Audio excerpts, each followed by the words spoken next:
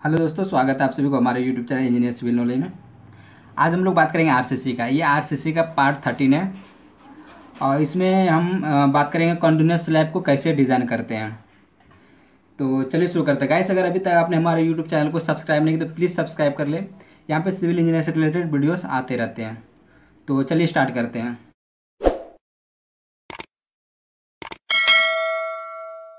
Guys, first of all हम लोग question को अच्छे से रीड करेंगे। Design a continuous RCC slab for a classroom 7 meter width and 12 meter long. The roof is to be supported on RCC beam. Expect a 3 meter interval. The width of beam should be kept 25 centimeter. 25 centimeter जो है वो beam का width है। The live load is 3 kN per meter square. Steps 1 क्या है? Given data. Given data में मेरा जितना भी डाटा यहाँ पे गिवन है सबको हम यहाँ पे लिख दिए हैं। तो गिवन डाटा रूम साइज तो मेरा 7 metre and multiplied 12 metre and clear span जो दिया है दोनों के बीच का, मतलब जैसे कंटिन्यूस स्लैब तो ऐसे ही होते हैं, तो इस दोनों बीच का जो डिस्टेंस है वो 3 मीटर वो दिए हुए हैं। Clear spacing. Width of beam तो 25 सेंटीमीटर, तो ये 250 mm हो जाएंगे एंड लाइव लोड 3 किलोन्यूटन पर मीटर स्क्वायर। 3 मल्टीप्लाइड 1 किलोन्यूटन पर मीटर, इसको 1 से अगर मल्टीप्लाई कर देंगे तो किलोन्यूटन पर मीटर में हो जाएंगे। तो यहाँ पे ग्रेड नहीं दिया कौन सा ग्रेड का कंक्रीट यूज किए और कौन सा ग्रेड का स्टील, तो हम यहाँ पे एज्यूम कर सकते हैं।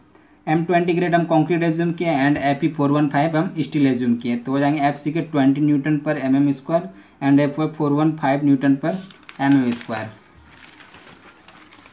And step 2, calculate the effective depth. Effective depth calculate करने के लिए पेज नंबर 37 में दिए हुए हैं। यहाँ पे देख सकते हैं पेज नंबर 37 में। यहाँ पे सिंपली सपोर्टेड के लिए दिए हुए हैं, कैंटिलीवर के लिए दिया है, कंटिन्यूस के लिए। तो कंटिन्यूस मेरा स्लैब है तो यहाँ पे 26 L/D का रेशियो जो यहाँ पे होगा 26, तो वही हम यहाँ पे किया है L/D इज इक्वल टू 26। तो L जो मेरा कितना है, ये दोनों का स्पान का डिस्टेंस 3 मीटर, तो इसको 3000 mm लिए, ये वैल्यू L जो आएगा ये mm में आएंगे। तो यहाँ पे 3000 डिवाइड बाई 26 को हम इधर ला दिए और D को उधर भेज दिए, तो यहाँ से मेरा D जो आ गए 115.38 mm, तो इसको राउंड में लेके चल रहे हैं 120 mm। एज्यूम किए कवर 30 mm, तो ओवरऑल डेप्थ जो मेरा D effective depth plus cover, तो इफेक्टिव डेप्थ 120 प्लस 30, तो ओवरऑल 150 mm आ जाएंगे overall depth. Step 3, calculate the effective length. Page number 34 में आपको दिखा देता हूँ। पेज नंबर 34 में, पेज नंबर 34 में दिए हुए हैं इफेक्टिव स्पान कैलकुलेशन। इसमें दो कंडीशन दिए हुए हैं, एक तो दिए हैं clear span plus effective depth, जो डेप्थ हम निकालें, एक तो वो हो गए, एंड सेकंड दिया है beam clear span plus beam का सेंटर टू सेंटर डिस्टेंस। दूसरा केस ये है, पेज नंबर 34 में दिए हुए इफेक्टिव लेंथ निकालने के लिए। तो पहला क्या था, clear span plus bearing divide by 2। Bearing वही जो वॉल है उसका वॉल, या फिर बीम बोल सकते हैं, beam bearing divide by 2 plus bearing divide by 2। Clear span, एक सेकंड क्या है, clear span plus effective depth of the slab. दूसरा केस ही, इन दोनों में से जो मिनिमम वैल्यू होंगे हम उसी को लेंगे।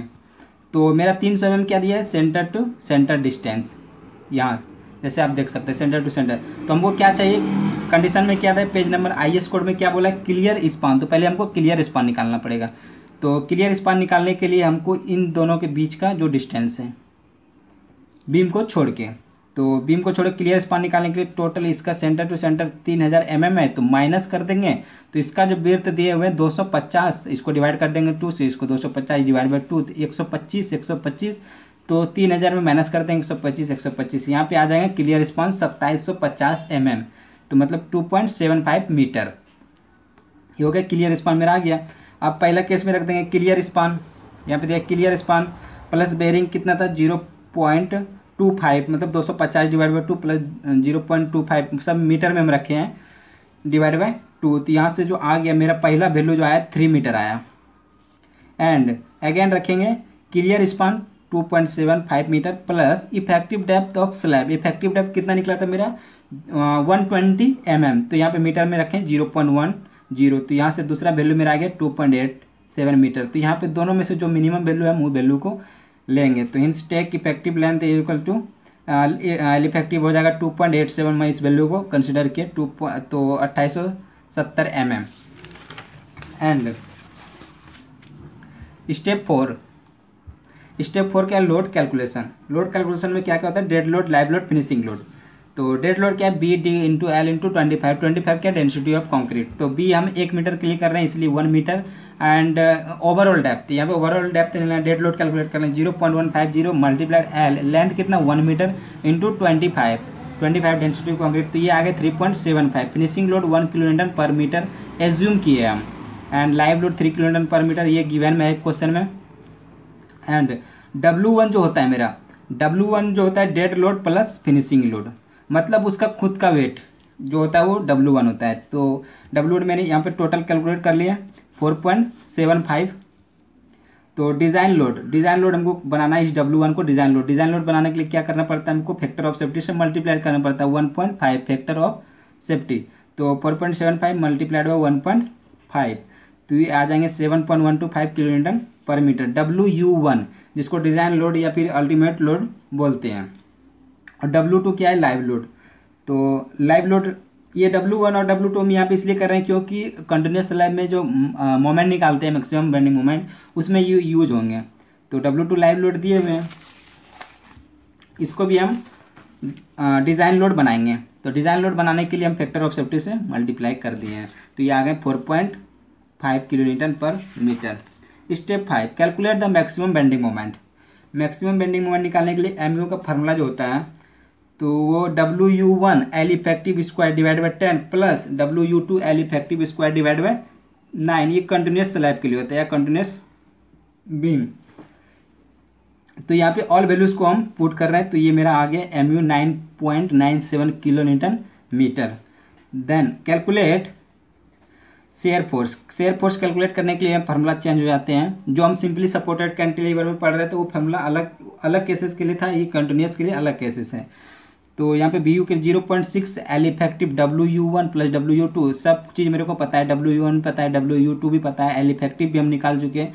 यहाँ पे वैल्यू रखेंगे तो ये मेरा BU जो आ जाएंगे, मतलब shear force 17.21 kilo Newton. Okay, step 6 calculate the limiting moment. Limiting moment calculate करते हैं हम इसलिए कि वो जो मेरा स्लैब डिज़ाइन होगा वो सिंगली होगा या फिर डबली होगा। तो यहाँ पे जो MU लिमिटिंग हम निकालते हैं FE415 के लिए, तो मेरा फार्मूला बनेगा 0.138 FCK BD स्क्वायर। यहाँ पे डिफरेंट ग्रेड के लिए डिफरेंट फार्मूला होते हैं। तो यहाँ पे स्टील क्या है, स्टील ग्रेड है 415, तो इसलिए हम ये फार्मूला यूज किए हैं।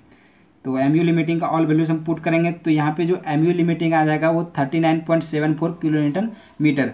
MU मेरा कितना था, MU था मेरा 9.97 ऐसे कुछ था, MU 9.97 किलो न्यूटन मीटर था। तो यहाँ पे मतलब MU जो है वो छोटा है MU लिमिटिंग से, MU less than MU limiting. तो यहाँ पे जो डिज़ाइन होंगे वो सिंगली रेनफोर्समेंट सेक्शन डिज़ाइन होंगे।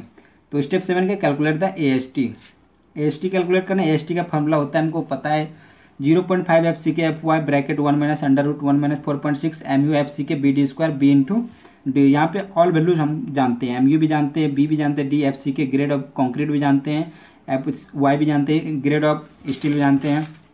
यहाँ पे टोटल वैल्यू रख के कैलकुलेट इसको करेंगे तो ये मेरा AST जो आ जाएगा 241.92 mm square. And spacing calculate करना है, इसमें नंबर्स ऑफ बार नहीं निकालना, इसमें स्पेसिंग निकालना है। तो स्पेसिंग निकालने के लिए small AST divide by capital AST multiplied by 1000। तो हम एज्यूम कर रहे हैं 12 mm डायावार्स प्रोवाइड कर रहे हैं इन मैन रेनफोर्समेंट में। तो स्मॉल AST वही होता है, एक बार का जो एरिया है उसको हम स्मॉल AST लेके चलते हैं। तो π/4 12 स्क्वायर, तो यहाँ पे 113.04 mm स्क्वायर आ गए एक बार का। तो यहाँ पे स्पेसिंग हम लिख देंगे small AST divide by capital AST multiplied by 1000। तो ये स्पेसिंग आ जाएगा 469.04 mm। तो इसको राउंड में लेके जाते हैं 460 mm centre to centre, but ये बहुत ज़्यादा है।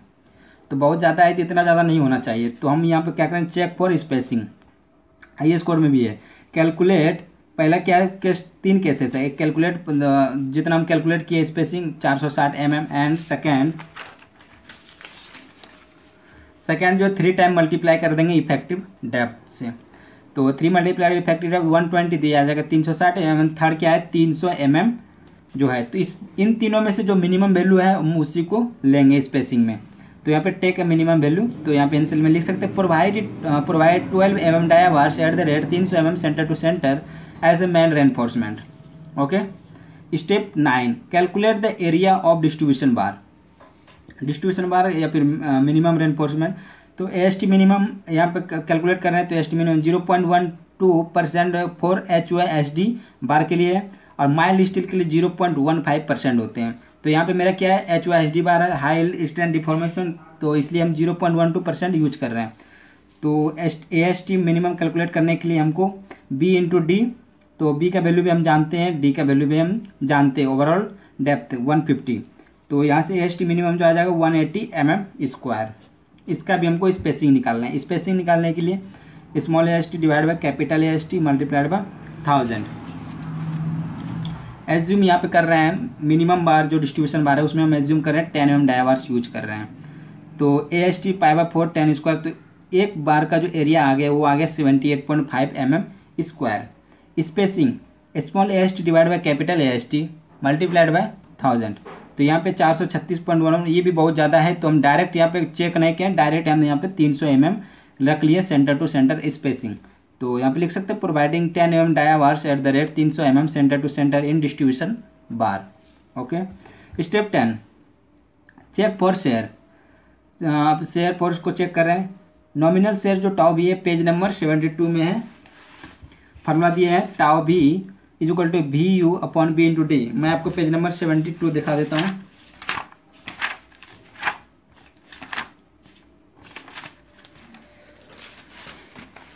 यहाँ पे देख सकते हैं पेज नंबर 72, टाउ भी VU upon B into D.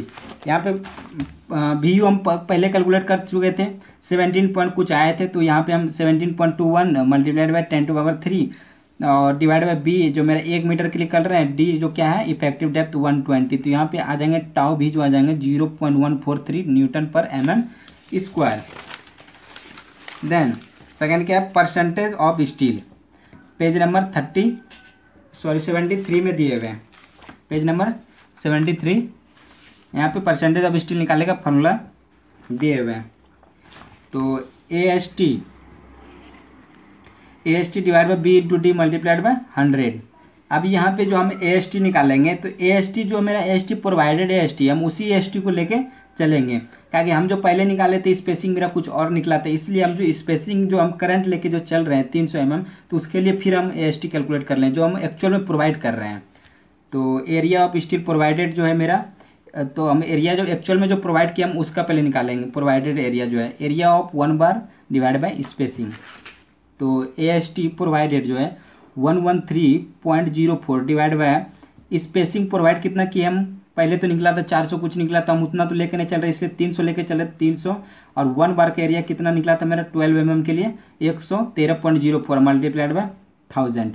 तो यहाँ पे जो एक्चुअल में जो AST प्रोवाइडेड हो रहा है 376.8 mm², इतना एरिया ऑफ स्टील प्रोवाइड हो रहा है। तो अब निकालते हैं परसेंटेज ऑफ स्टील, तो 376 है तो इसको हम 77 लेके चल रहे हैं, 370 डिवाइड बाय 1000 इंटू 120 इंटू 100, तो यहाँ से परसेंटेज ऑफ जो स्टील आ जाएगा 0.31 आ जाएंगे। तो टेक टाउसी जो मेरा वैल्यू है 0.40 हम कल ले लिए हैं, page from IS 456/2000 page number 73, take table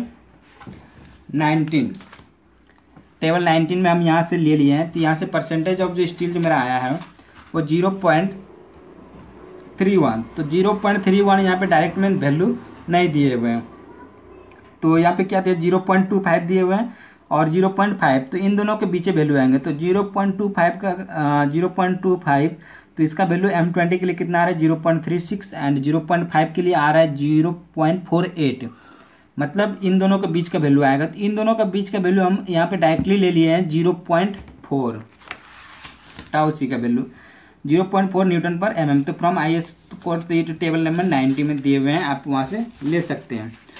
tau सी जो मेरा क्या है ग्रेटर देन टाउ बी, तो हिंस मतलब क्या जो मेरा डिज़ाइन है वो सेफ है। Figure step 11, figure draw, figure में दिखा देना है मेन रेनफोर्समेंट क्या है, डिस्ट्रीब्यूशन बार कहाँ है, कितना mm का है, सेंटर कितना डिस्टेंस है फॉर 1 मीटर के लिए हम जो डिज़ाइन किए हैं फॉर 1 मीटर के लिए। और इसमें इफेक्टिव डेप्थ क्या है 120 एंड कवर कितना है 30 mm, ये सब यहाँ पे लिख सकते हैं। आई होप गाइस कि आपको वीडियो पसंद आए होगी। Thank you for watching my videos.